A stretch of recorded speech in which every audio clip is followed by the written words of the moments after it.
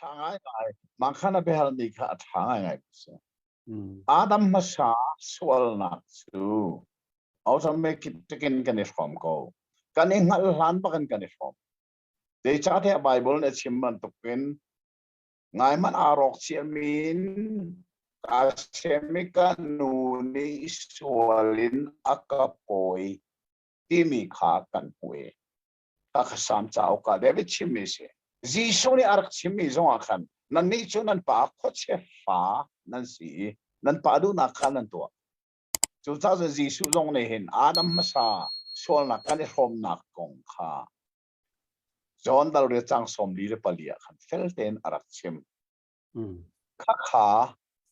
kan du le du lo nak ni angei lo wi kan ma man ni kan ni ngal hlana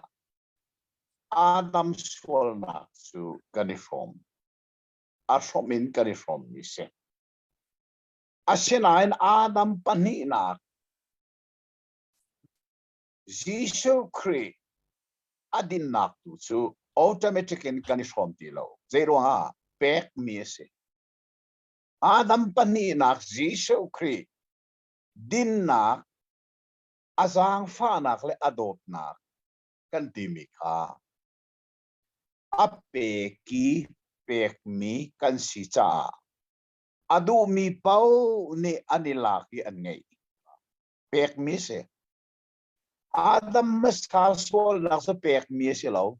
a Hrawmin kan Hrawm kan si kan ngal hlan pin kan no po chung kan liawin kan Hrawm mi se chu Sualnak Adam kan mi sual si cha afapa kan mi sualin a rini afapa ni mi sual chini na rini khat kan sualin hin mileng mang kan si chu automatic in Adam masa Sualnak kan Hrawm mi se Adam pani nak Jisu Khrih adin nak le afel asang fa nak kan so mi tu su khati khana siti lo bi mi viel te cha asinain apeki pek mi kan se Bible le man lovin pek free gift asi chu pek mi pau pau su adu mini so ho si adu mini zoom nakin anilaki anso ka se